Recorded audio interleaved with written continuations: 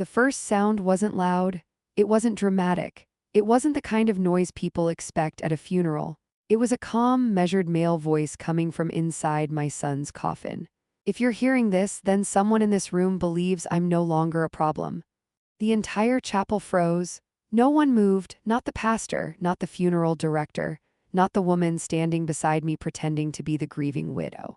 And certainly not the man who had just leaned close to my ear and whispered, "Don't worry, Dr. Whitaker. I'll handle Ethan's shares. The company needs stronger leadership now." I did not gasp. I did not turn. I am Dr. Marlene Whitaker, 66 years old, retired corporate compliance director, widow of 5 years, mother of 1 son, and I have built an entire career on one principle: documentation defeats deception. Before I tell you what happened next, please take a moment to like and subscribe to this channel. Stories like this matter, especially for women who have ever been underestimated in rooms where money and power are discussed. Now let me tell you how my son's funeral became the beginning of a federal case. My son, Ethan Whitaker, was 40 years old when he died. He founded a healthcare analytics firm that built predictive systems for hospital risk management. He believed in clean books, transparent governance, and ethical expansion. He believed systems could protect people. 3 weeks before his death, he told me, "Mom, growth is fine, but not at the cost of integrity." That was Ethan. Ethical to a fault. The official cause of death was sudden cardiac arrest. No prior history, no warning signs. He collapsed in his office at 7:12 p.m., according to the paramedic report. His wife, Caroline Whitaker, my daughter-in-law of 6 years, a public relations consultant who curated optics better than truth, said he'd been stressed, overworked, distracted. His business partner, Julian Mercer, the company's COO, charismatic, expansion-obsessed, always pushing acquisitions faster than compliance could track, said, "These things happen. But they do not just happen, not to men like my son." The funeral was held in a minimalist glass chapel downtown.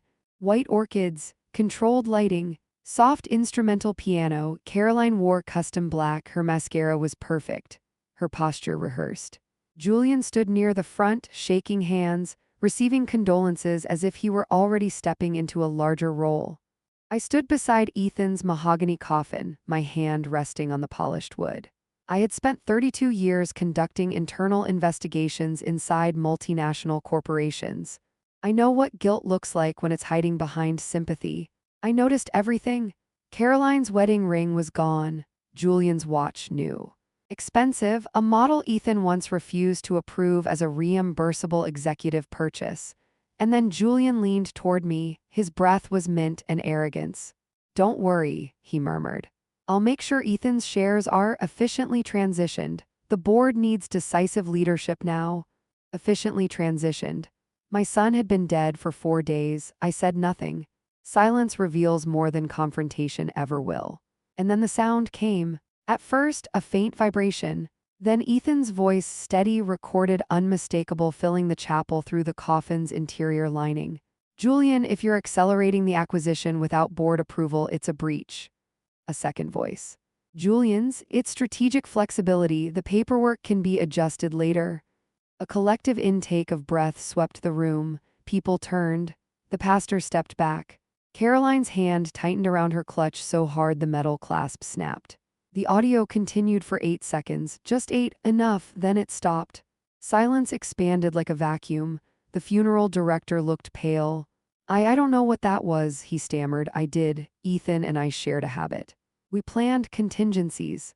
2 months earlier, he had asked me casually, "If you ever suspected internal manipulation, where would you start?"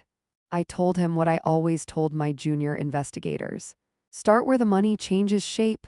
That day at the funeral, I understood something critical. My son had not died unprepared. The device embedded in his suit jacket, motion triggered, had activated when the casket was adjusted. He had planted evidence at his own funeral. That is not paranoia, that is foresight. The room buzzed with confusion. Julian attempted to laugh. "Some kind of malfunction, maybe a memorial recording." Caroline's lips trembled.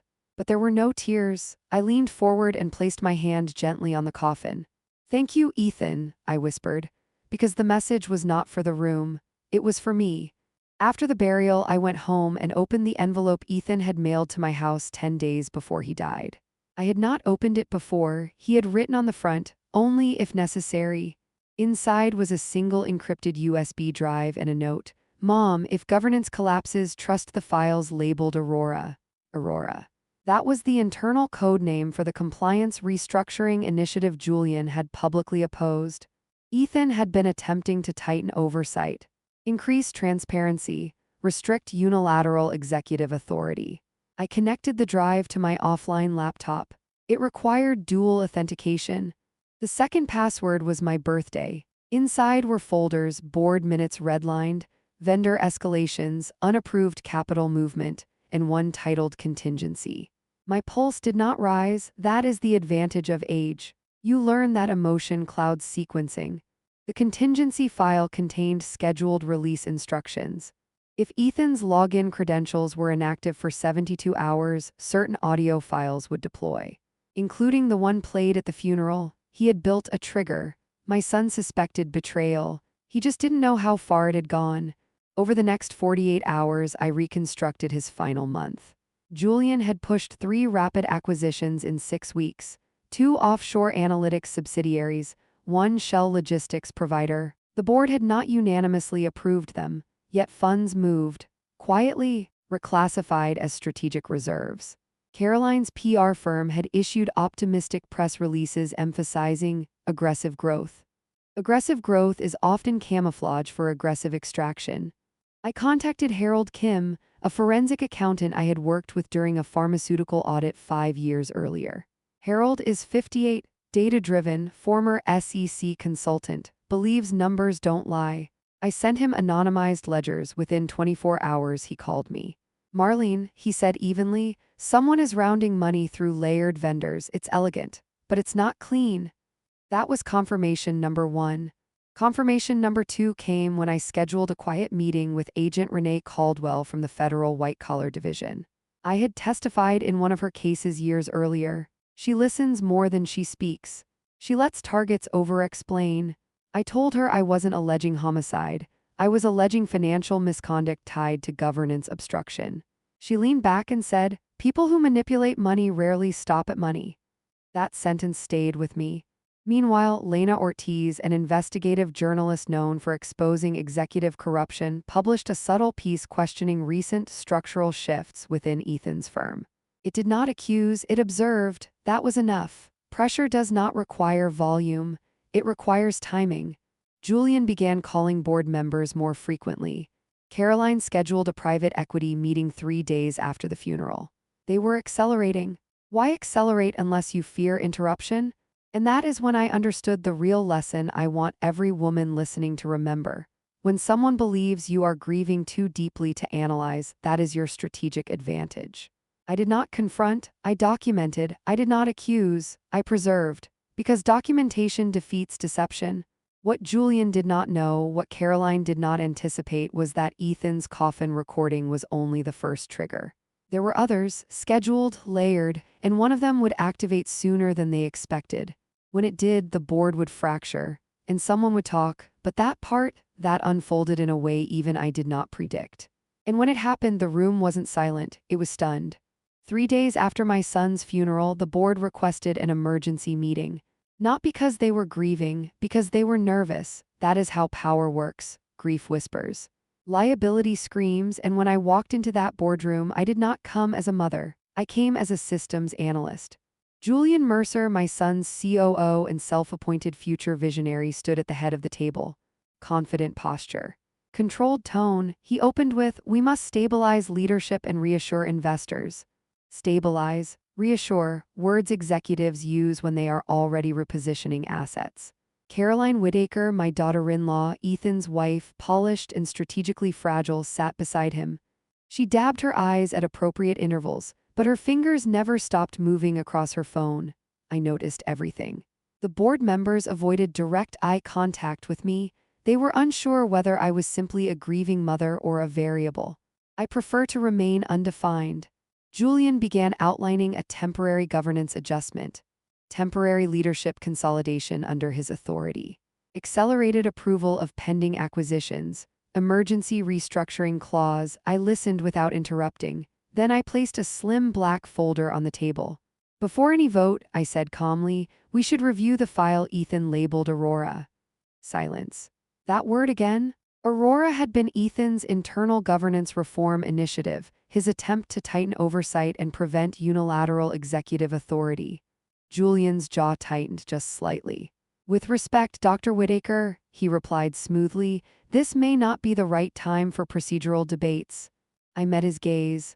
The right time for procedure is always before consolidation of power. That is lesson number 1 for every woman watching this. Timing belongs to the prepared. I connected my laptop to the screen. Folder names appeared, redlined board minutes, vendor discrepancy summaries, capital reclassification logs. Harold Kim, my forensic accountant ally, had already annotated irregularities in yellow. Harold is methodical. 58, former SEC consultant. He believes numbers don't lie, but people do. The room shifted as spreadsheets appeared, transfers routed through layered subsidiaries, rounded figures, repeated vendor names appearing under different tax IDs, not illegal at first glance, but not clean. Julian attempted composure. These are aggressive but legal expansion strategies. I nodded. Perhaps, but Ethan initiated Aurora to prevent executive acceleration without dual board consent. Why was that initiative paused? Caroline's eyes flicked toward Julian. Brief, instinctive. That glance told me more than any document. When people look to each other before answering, they are synchronizing stories. Julian smiled. Ethan agreed reform could wait until Q4. I clicked open an audio file, not the funeral recording. Another one. Ethan's voice filled the room again, quieter this time. Julian, governance delay increases exposure. We cannot postpone oversight. The timestamp was 9 days before his death. Julian's hand flattened against the table. Context matters, he said. Private discussions aren't evidence of wrongdoing. Correct, I replied. But they are evidence of disagreement. And disagreement about money precedes movement of money. The board chair cleared his throat. Dr. Whittaker, are you alleging fraud? I never allege prematurely. I am requesting an independent audit before any authority shift. That was the moment the fracture began. You could feel it. Not loud, not dramatic, just subtle repositioning. 2 board members shifted their chairs slightly away from Julian. Power moves in inches before it moves in miles. Later that afternoon, Agent Renee Caldwell contacted me. She had reviewed preliminary summaries from Harold. There's smoke, she said. Renee is calm, white-collar division. She builds cases slowly, lets targets over-explain. But smoke requires oxygen, she added. Oxygen means pressure. That evening, Lena Ortiz published a second article. Subtle headline: Whittaker firm faces governance questions following founder's death. No accusations, just questions. Questions terrify guilty executives more than headlines. By the next morning, Julian had scheduled back-to-back calls with investors. Caroline posted a curated tribute to Ethan emphasizing his vision for accelerated growth. That word again. Accelerated. Acceleration without oversight is often a disguise for extraction. I returned home and opened the second layer of the Aurora file. Ethan had embedded release instructions. If governance consolidation was attempted without board vote, a packet of vendor discrepancies would automatically forward to 3 recipients: myself, Harold Kim, and an external legal address. My son did not panic. He prepared. And here is lesson number 2. Preparation is not paranoia, it is protection. Harold called at 10:14 p.m. Marlene, he said, there's an anomaly I missed earlier. A consulting retainer to an offshore analytics group. The beneficial ownership traces back to a holding structure connected to Julian. There it was, privately leveraged funds. Quiet extraction masked as expansion. But the most interesting discovery wasn't the money, it was the timing. The largest reclassification occurred 48 hours before Ethan collapsed. Julian had accelerated liquidity movement right before governance review. That is not coincidence. That is anticipation. The next morning, Caroline requested to meet me privately. We sat in her pristine kitchen, white marble, controlled lighting, image over substance. Marlene, she began softly, this scrutiny is damaging Ethan's legacy. Legacy. a word often weaponized to suppress investigation. I stirred my tea. Legacy is protected by truth, I said. Her composure cracked for half a second. Julian says you're overreacting. I smiled gently. Julian says many things, she hesitated. There are debts, she admitted, not a confession, a leak. The market has been volatile. I did not respond immediately. Silence invites disclosure. She continued, if the company destabilizes, everything collapses. Everything, including her lifestyle. Including liabilities I suspected were deeper than public appearances suggested. That evening, Agent Caldwell informed me something significant. Julian had transferred an additional $600,000 into the offshore holding 2 days after the funeral. Under stress, people accelerate mistakes. Pressure was working, but what Julian did next surprised even me. He filed an emergency motion to fast-track board authority consolidation citing operational vulnerability. He was not retreating, he was doubling down. And that told me something critical. He believed the evidence trail was incomplete, which meant there was something bigger still hidden. When I returned to the Aurora directory that night, I found a subfolder I had overlooked. It required secondary encryption tied to Ethan's biometric key. Inside was a single document titled, If Acceleration Occurs. My breath remained steady. I opened it, and what I read there changed the scale of this entire case. Not just governance manipulation, not just leveraged funds, but a prearranged asset redirection clause Ethan had quietly embedded into company bylaws months earlier. A clause that would activate automatically if executive consolidation was attempted without compliance certification. And if triggered, Julian would not gain control. He would lose everything. The problem? The clause had one vulnerability. And someone besides Ethan knew it existed. The next move would determine whether this was contained financial misconduct or something far more deliberate. And when the vulnerability surfaced, it didn't come from Julian. It came from Caroline. The vulnerability did not reveal itself in a spreadsheet. It revealed itself in Caroline's voice. Marlene, she said when she came to see me again, her tone softer than before, Ethan never trusted anyone with the board amendments except you. That sentence told me two things immediately. First, she knew about the amendments. Second, she was fishing for confirmation. I have spent decades watching executives leak information accidentally when they believe they are guiding the narrative. I did not correct her. I simply asked, which amendments are you referring to? Her pause was fractional. The asset reallocation clause, she replied. There it was. The clause Ethan had buried inside Aurora. The one designed to reroute executive authority away from any officer attempting unilateral consolidation. It was elegant. If triggered, voting control would shift temporarily to an independent compliance trustee pending review. Julian believed acceleration would strengthen his position. In reality, it would activate oversight.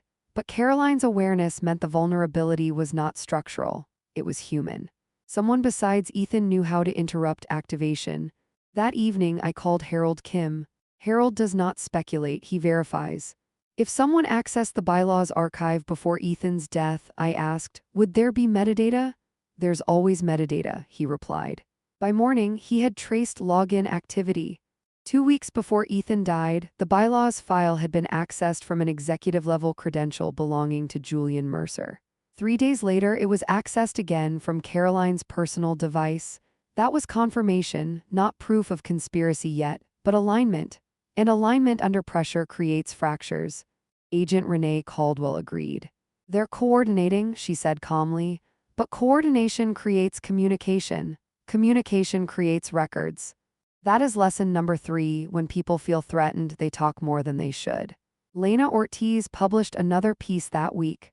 This time, the headline questioned whether governance restructuring had been strategically delayed.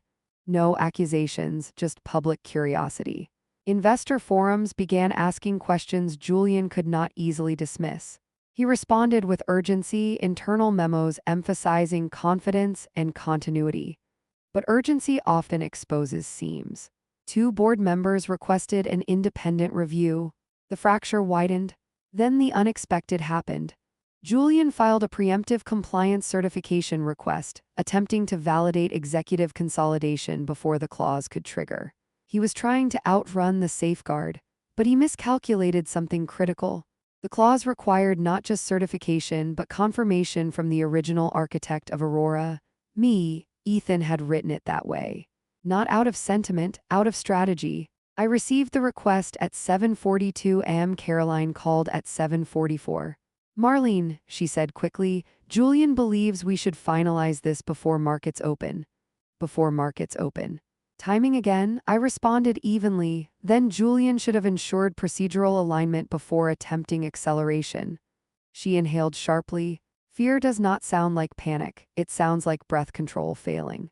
That afternoon, I met with Agent Caldwell and Harold in a quiet federal office. Harold laid out a new finding. The offshore holding structure Julian used to route funds had been partially liquidated the night before. Partial liquidation means contingency. They were preparing for asset defense. Renee folded her hands. If he thinks the clause will activate, she said, he'll attempt to neutralize the trigger. How? I asked. By discrediting you, she replied. And she was right. The next morning, an anonymous complaint was filed questioning my objectivity as Ethan's mother, emotional conflict of interest. I almost admired the attempt. Almost. I have built internal investigations that dismantled billion-dollar fraud structures. An anonymous complaint was not going to destabilize me, but it confirmed desperation. Later that day, something else surfaced. Caroline's personal credit report, legally obtained through investigative channels, showed escalating unsecured debt tied to luxury expenditures. Not catastrophic, but unsustainable. Financial dependency creates leverage. Leverage creates vulnerability. Vulnerability creates motive for silence. That evening, I accessed the secondary Aurora subfolder again. Ethan had embedded conditional instructions tied to board action timestamps. If consolidation was attempted twice without compliance signature, an external escrow audit would automatically initiate through a third-party firm. And that firm, Harold's former employer. My son did not just anticipate betrayal. He engineered exposure. The next board meeting was tense. Julian presented revised financials, optimistic projections, strategic clarity. He moved for vote. I raised my hand once.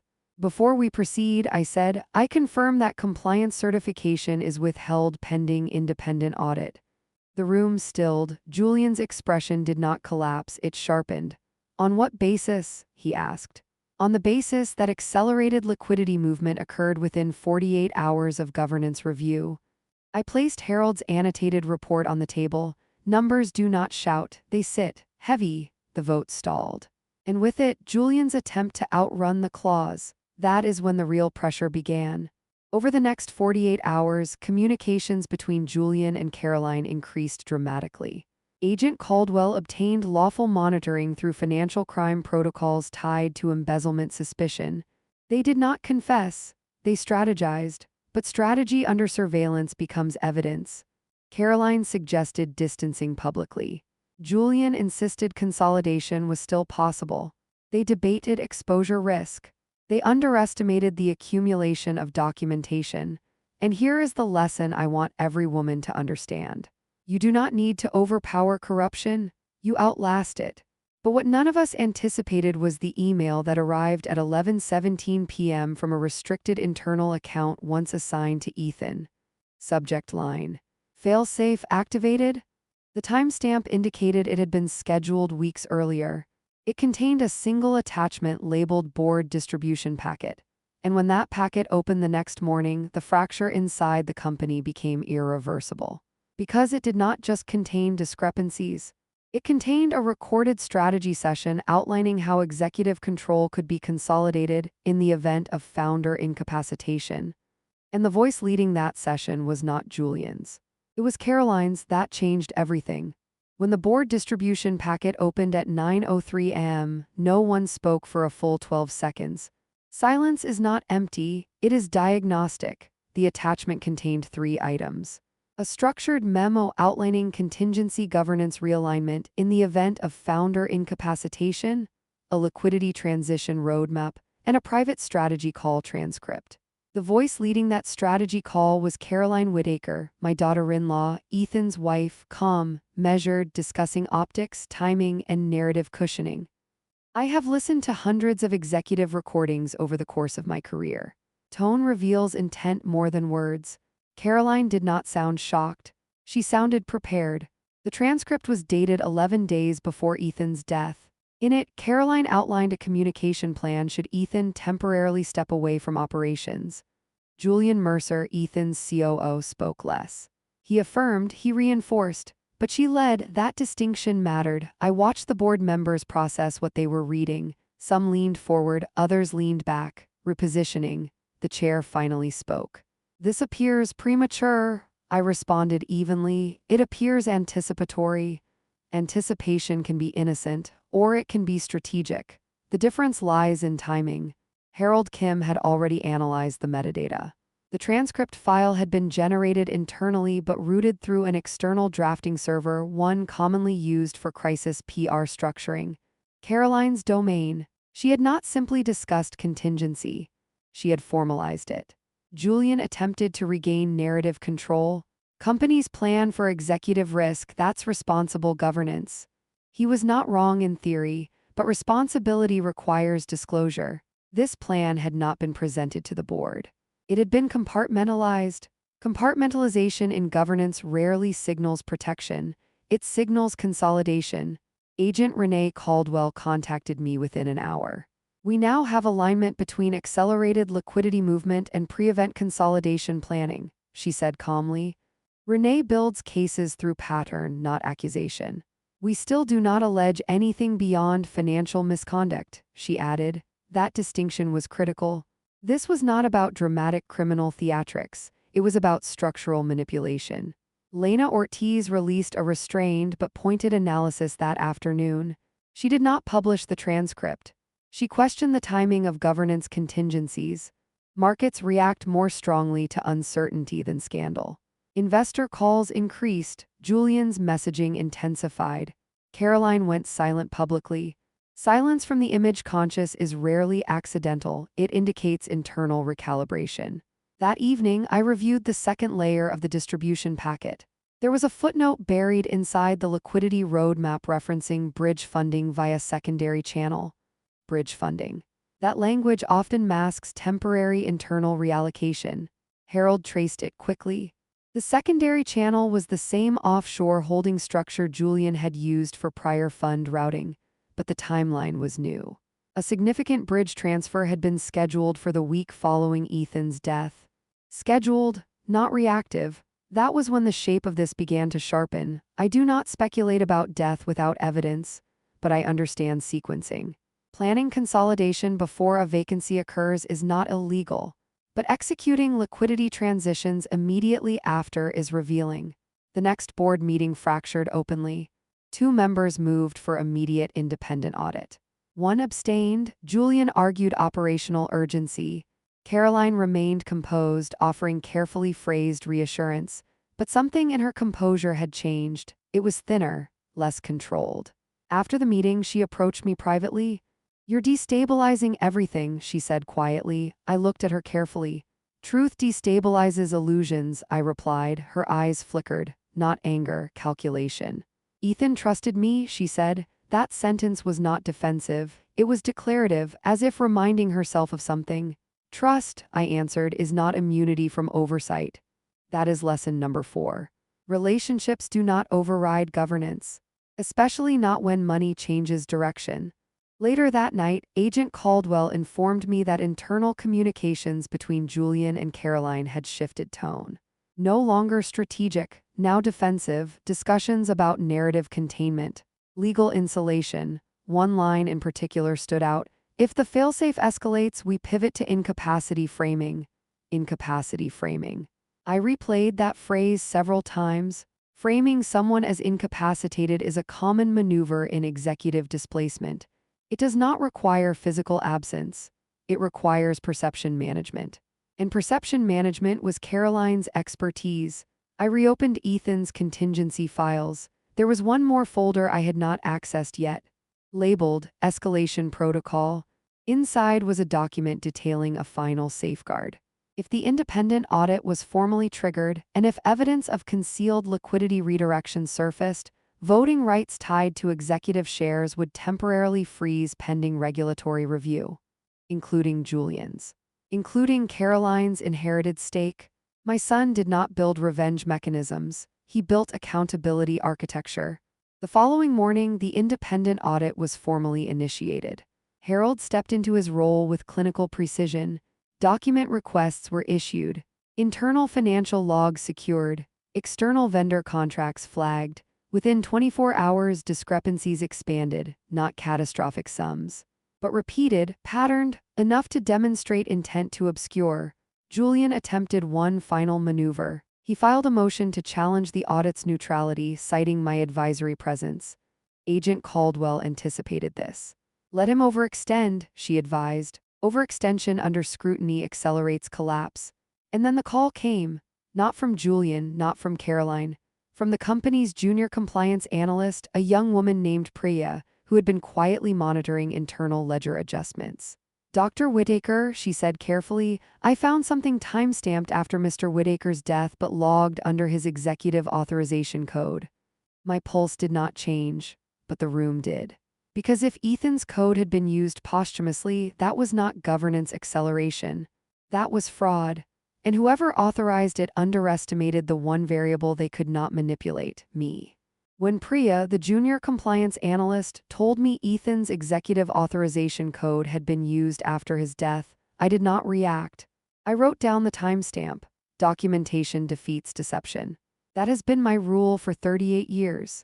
Ethan Whittaker, my son, 40 years old, founder of his healthcare analytics firm, had died on a Thursday evening. His system credentials should have locked automatically at 12:01 a.m. the following day. Instead, they were used the next Monday at 6:12 a.m. to authorize a capital reclassification tied to the strategic vendor settlement. That phrase again, strategic settlement. Words designed to sound legitimate while hiding intent. I requested the access logs immediately. Harold Kim reviewed them within the hour. Harold does not dramatize, he verifies. The login wasn't remote, he said quietly. It originated inside Executive Suite network architecture, which meant someone physically present in the building, or someone with cloned authentication credentials, used my son's digital identity after he was gone.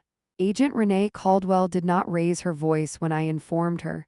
Digital impersonation tied to financial movement elevates this, she said. She builds cases slowly, thoroughly. But we need to let them move once more, she added. That was difficult to hear. As a mother, I wanted immediate exposure. As an investigator, I understood sequencing. People who believe their maneuver went unnoticed often repeat it. That repetition becomes pattern. Pattern becomes prosecution. Meanwhile, Lena Ortiz released another restrained article. This time she questioned posthumous executive activity in founder-led firms. She never mentioned Ethan by name. She didn't need to. Narrative pressure is most effective when indirect. Julian Mercer responded internally with urgency. He called for a security review, framing the credential anomaly as a possible system glitch. A glitch that happened to authorize a fund redirection benefiting a holding structure connected to him. Convenient. Caroline Whittaker, my daughter-in-law, remained composed publicly. But privately, her communication with Julian increased again. Agent Caldwell's monitoring confirmed escalation language. If audit scope widens, exposure multiplies. Exposure. They were no longer discussing optics. They were discussing survival. That evening, I reopened Ethan's escalation protocol file. There was a conditional trigger embedded inside the governance code. If an executive credential was used after recorded time of death without compliance override, a silent regulatory notice would draft automatically but remain unsent pending manual confirmation. My son anticipated impersonation. He built a trap. I reviewed the draft notice. It cited unauthorized digital authorization tied to material financial impact. If submitted, it would require immediate federal review. But timing mattered. Harold identified something else within the posthumous authorization. The capital reclassification wasn't the endpoint. It was a bridge. Funds were being staged for a larger movement scheduled 72 hours later. They believed they still had time. That was their miscalculation. The next board meeting was no longer tense. It was fractured. 2 members demanded immediate executive suspension pending review. Julian attempted confidence. "We are chasing shadows," he said, "but shadows do not create audit trails." I placed the access log on the table. "No theatrics, just data." "This signature," I said calmly, "should not exist." Silence followed, not confusion. "Recognition," Caroline spoke for the first time in the meeting. "If there was a breach, it could have been external." Her voice was steady but thinner now. "Then we invite federal review," I replied. "That is lesson number 5. Innocent actors welcome oversight. Guilty ones fear scope." Later that afternoon, Julian attempted one final maneuver. He proposed a private settlement between executive leadership and the board to contain reputational harm. Containment is often a euphemism for suppression. Agent Caldwell advised patience. "Let him outline terms," she said. "Overreach creates admissions." During the private executive call that followed, Julian suggested reclassifying the unauthorized transaction as a temporary liquidity buffer. He did not realize the call was being legally preserved under compliance documentation protocols already activated. People who underestimate quiet women often forget we understand process. By midnight, Harold confirmed the staged bridge funds were routed toward an acquisition shell that would, if completed, shift majority operational leverage to an entity Julian controlled. It was not just about surviving audit, it was about permanent control. In Caroline, her personal debt reports showed 3 high-interest settlements pending. Settlements that would clear if liquidity access expanded. Motive does not shout. It accumulates. The following morning, I manually triggered the silent regulatory notice Ethan had prepared. Agent Caldwell received it within minutes. Formal inquiry status elevated, federal preservation orders issued. Executive accounts temporarily frozen pending investigation. Julian's confidence cracked for the first time when he realized liquidity channels were locked. Caroline called me that afternoon, not composed, not strategic. "You're destroying everything," she said. "No," I answered. "I am preventing destruction." She inhaled sharply. "Ethan wouldn't have wanted this." That sentence told me she still misunderstood her husband. Ethan built systems because he expected resistance. He did not fear exposure. He designed for it. That evening, Agent Caldwell informed me that digital forensic tracing confirmed the posthumous login originated from an executive workstation assigned to Julian Mercer. The impersonation was not external, it was internal, intentional, and now documented. The next step would not be public spectacle, it would be structured escalation. Subpoenas, financial seizure review, corporate fraud examination. But before formal charges could materialize, something unexpected happened. An internal employee, someone I had not anticipated, requested whistleblower protection. And what that employee revealed would connect not just unauthorized signatures, but pre-event planning that stretched further back than any of us realized. The email arrived at 2:17 a.m. subject line, "Request for protected disclosure." It was sent through the company's internal ethics portal, one Ethan had insisted on installing despite executive resistance. I know this. When someone chooses to speak at 2 in the morning, fear is involved. The sender was Priya Natarajan, the junior compliance analyst who had flagged Ethan's posthumous authorization code. She requested whistleblower protection under federal guidelines. Agent Renee Caldwell secured the channel immediately. Renee is patient, surgical, she lets people talk when they feel safe, and Priya talked. What she revealed shifted this from aggressive financial maneuvering to deliberate structural takeover planning that began months before my son's death. According to Priya, Julian Mercer had instructed her team to streamline vendor classifications 6 months earlier. Streamline meant merge line items under umbrella categories that reduced visibility in quarterly summaries. Nothing overtly illegal at first glance, just opacity by design. Caroline Whitaker, my daughter-in-law, had attended 2 of those internal restructuring meetings, not as a spouse, as communications strategy advisor. That was new. Ethan believed in transparency. If he suspected internal betrayal, he did not suspect it alone. Priya also revealed that 3 weeks before Ethan died, Julian had asked her to create a shadow forecasting model labeled Transition Scenario. When she questioned the timing, he told her it was contingency planning. The projected transition date. The week after Ethan's passing. Planning for executive transition is not illegal, Planning for it under concealment while rerouting liquidity is something else entirely. Harold Kim reviewed the shadow model Priya provided. It forecasted valuation shifts assuming immediate consolidation of voting shares. It also projected personal equity increase for Julian tied to accelerated acquisition closings. Caroline's projected benefit appeared in the form of a spousal equity restructuring tied to founder absence. Absence, not retirement, not resignation. Absence. Language matters. I have spent decades teaching executives that documentation leaves fingerprints. Julian believed opacity protected him. He underestimated digital permanence. Agent Caldwell elevated the inquiry from preliminary review to formal investigation. Preservation orders expanded. Subpoena preparation began, but Renee advised restraint. If we move too fast, she said, they'll retreat into legal insulation. We need one more miscalculation. That miscalculation came sooner than expected. Lena Ortiz released a restrained but sharp investigative column questioning why shadow transition models are created prior to executive health disclosures. She did not cite sources, she didn't need to. The narrative pressure intensified. Julian responded publicly with composure. We are fully cooperating with routine governance review, he stated in a press release drafted by Caroline. But internally, communications shifted tone again. Agent Caldwell's team intercepted escalating urgency. If Priya talks, restructure exposure. Accelerate equity redistribution. Accelerate again. Acceleration under scrutiny signals panic. That evening, Caroline called me, not defensive this time, calculated. Marlene, she said quietly, if this becomes public scandal, Ethan's reputation suffers. I listened. Silence invites confession. She continued, there are ways to settle internally. Settlement, another word for concealment. Truth is not scandal, I replied. Fraud is. Her voice hardened. You think you're protecting him? I am, I answered. That is lesson number 6. Protecting someone's legacy sometimes means dismantling what others built in their absence. Harold discovered something further in the shadow model metadata. The file had been edited 2 days after Ethan confronted Julian about delayed governance reforms.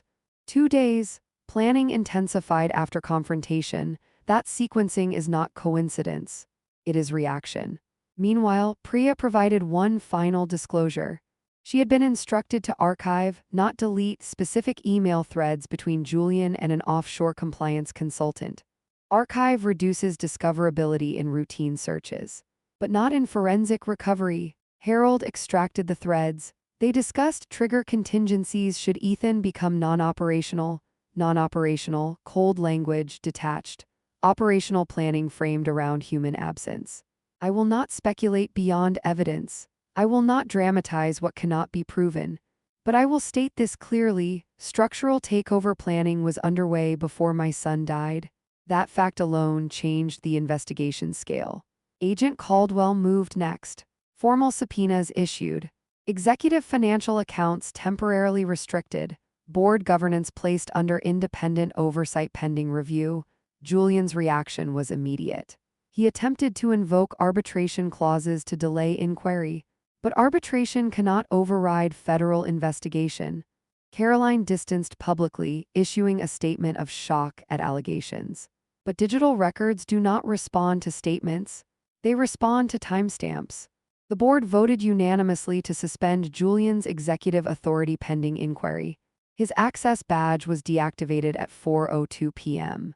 I watched him leave the building on surveillance footage. Composed, controlled, but alone. Caroline did not stand beside him, and that told me something important. Alliances under pressure often fracture along self-preservation lines. Later that evening, Agent Caldwell informed me that financial tracing had identified layered transfers linked not only to offshore holdings, but to a domestic political consulting entity used to mask advisory payments. The web was larger than internal restructuring. It involved deliberate misclassification to obscure executive benefit. This was no longer about internal governance disputes. It was about systematic fraud. But before formal charges could be announced, something happened that even I did not anticipate. Julian requested a private meeting with me, not with the board, not with federal counsel, with me. And when a man who has spent months attempting to outmaneuver you suddenly requests conversation, it means one thing. He believes you are the final variable he cannot calculate. What he did not understand was that I had already calculated him, and in that meeting, he would reveal more than he intended. Julian Mercer asked to meet me at a private members club downtown, the kind of place where men who believe they still have leverage order expensive water and speak in lowered tones. I have spent my life watching executives mistake proximity for power.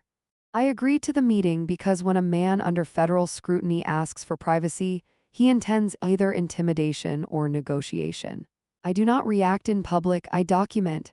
He stood when I entered, polished as ever, tailored suit, calm expression, the performance of control.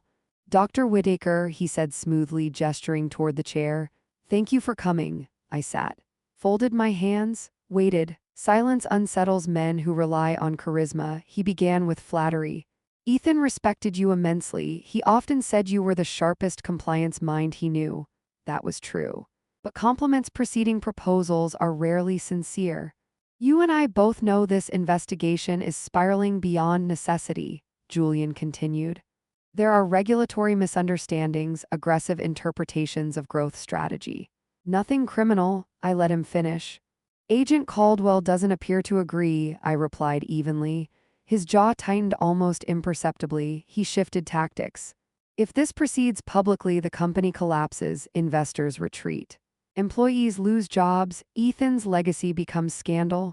There it was, legacy as leverage. "Legacy built on concealment is already collapse," I answered. He leaned closer. "We can stabilize this. I am prepared to restructure equity, provide generous settlement to the estate, and fund a memorial innovation initiative in Ethan's name." Quietly, settlement again, quietly again, words designed to buy silence. "Documentation defeats deception," I said calmly, "and documentation already exists." His eyes sharpened. "What exactly do you think you have?" That question told me more than any admission would have.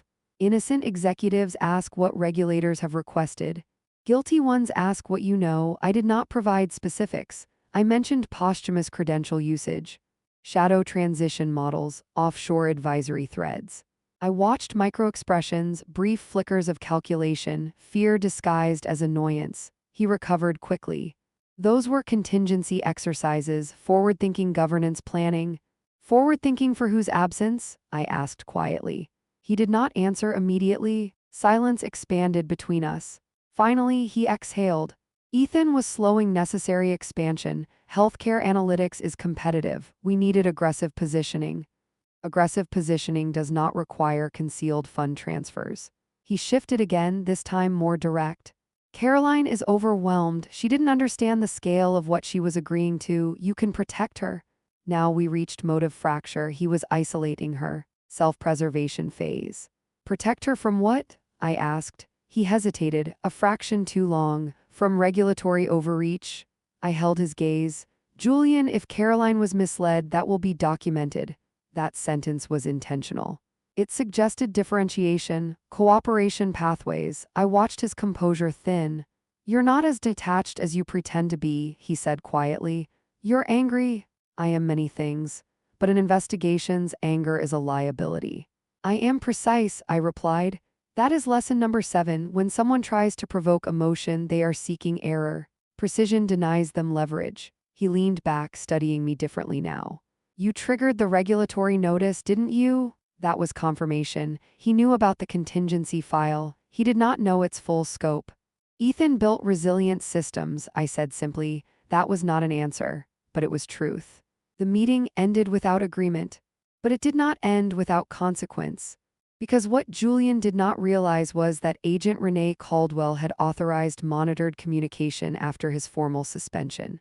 When he left the club, he made 2 calls within 12 minutes.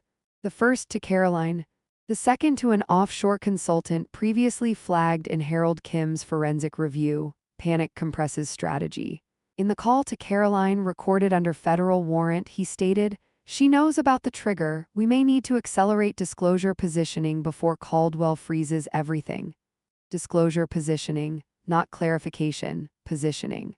Caroline's voice, tight and shaken, asked, "What about the transition model?" he replied. Delete any local copies. Now. Deletion instruction under active investigation constitutes obstruction. Agent Caldwell did not rush. She allowed the second call to complete. In it, Julian instructed the offshore contact to initiate emergency asset shielding through a secondary holding entity. That movement created fresh transactional evidence within U.S. jurisdiction. Numbers don't lie. Harold confirmed attempted transfers within 2 hours. Federal freeze orders expanded immediately. By morning, subpoenas converted into formal criminal referrals. Charges would not be theatrical. They would be structured: wire fraud, conspiracy, obstruction, falsification of corporate records, not dramatic murder allegations. Financial crimes with documentation spine. Caroline requested counsel the following afternoon. That too told me something. When silence breaks, alliances collapse. Lena Ortiz prepared a carefully timed investigative release outlining evidence of coordinated executive obstruction during federal review. Narrative pressure aligned with legal escalation. Employees learned of the executive freeze through internal memo before media release. Transparency protects morale, concealment erodes it. That evening, Agent Caldwell called me directly. "We have sufficient evidence for indictments," she said calmly. No celebration, no theatrics, just confirmation. I thanked her. Then I sat alone in my study, Ethan's framed photograph on the desk beside the compliance handbook he once teased me about carrying everywhere. My son anticipated betrayal. He did not anticipate death, but he anticipated resistance. And he built safeguards. The indictments would be announced in 48 hours, yet one final variable remained unresolved: Caroline. Whether she cooperated fully or chose to shield herself further would determine the breadth of public exposure. And what she decided in the next 24 hours would reveal whether she had been manipulated or complicit from the beginning. The indictments were unsealed at 9 a.m. on a Tuesday. I was already dressed, already seated at my desk, already prepared. I do not react in public. I review facts. Agent Renee Caldwell called at 9:03. "It's done," she said calmly. Julian Mercer, my son's COO, charismatic architect of rapid expansion, was charged with wire fraud, conspiracy to commit corporate fraud, obstruction of justice, and falsification of financial records.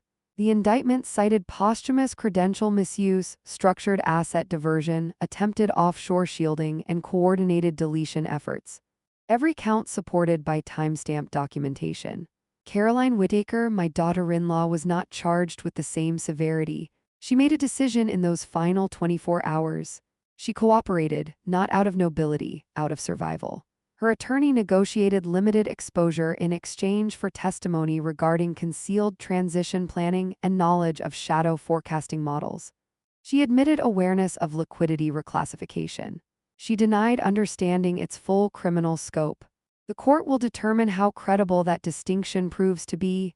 That is lesson number 8. Complicity exists on a spectrum, but documentation determines where you stand on it. Harold Kim finalized the forensic audit summary that same week. His report was precise, unemotional, devastating: layered transfers traced, equity manipulation mapped, offshore routing attempts documented. His final sentence read: intentional financial misrepresentation executed through structural opacity. Numbers don't lie, they accumulate until denial collapses. Lena Ortiz published her investigative piece the morning after the indictments. She did not sensationalize. She outlined governance erosion, executive overreach, and the silent risk when founders are isolated during restructuring. Narrative pressure became public accountability. Investors withdrew quietly. The board appointed interim leadership under independent oversight. Ethan's company did not collapse, it stabilized. That mattered to me because this was never about spectacle, it was about preservation. Caroline came to see me 1 week after formal charges. No designer composure, no controlled messaging, just exhaustion. "I didn't think it would go this far," she said. That sentence echoes through most white-collar cases. No one thinks incremental compromise leads to indictment. "It always goes that far," I replied.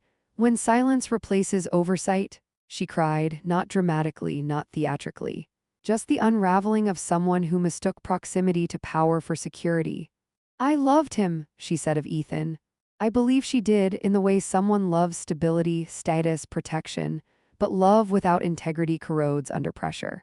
I did not comfort her, I did not condemn her. I simply told her the truth: you underestimated systems, and you underestimated him.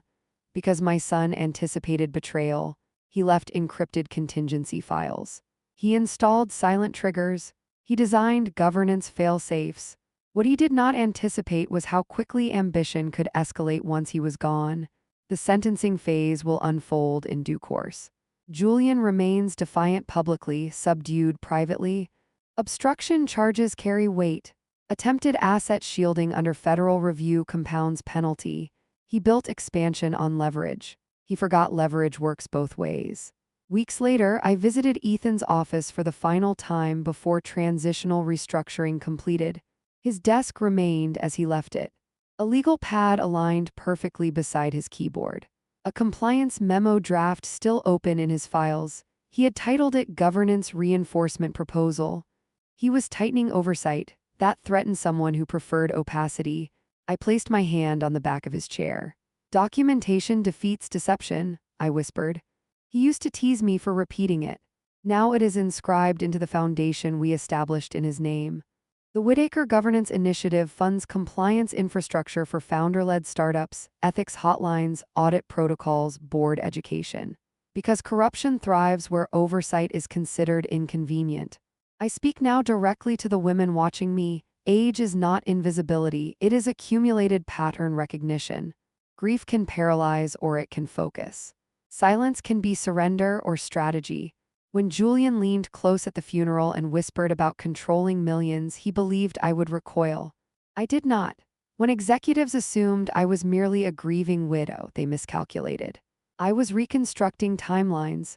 When Caroline believed narrative could replace documentation, she misjudged the permanence of records. Here is what I have learned. Corruption rarely announces itself dramatically. It arrives as minor compromise, accelerated growth, reclassified expense, archived email, small deletions. And women who understand systems dismantle corruption not by shouting, but by sequencing evidence. I never raised my voice. I raised documentation. Agent Renee Caldwell built the case slowly. Harold Kim followed the numbers. Lena Ortiz applied narrative pressure. And I did what I have done my entire career. I refused to react before I was ready. Julian once asked me what I thought I had. The answer is simple: I had patience. I had structure. I had my son's foresight. And I had the one thing deception cannot survive: records. Ethan Whitaker's name will not be attached to scandal. It will be attached to reform. His company endures. His safeguards endure. His lesson endures. And for any woman who has been underestimated in a boardroom, a family, or a crisis, remember this. You do not need volume to dismantle corruption. You need clarity. You need timing. And you need documentation. The indictments were unsealed at 9:00 a.m. But the real verdict was delivered the moment they realized I was not grieving blindly. I was auditing.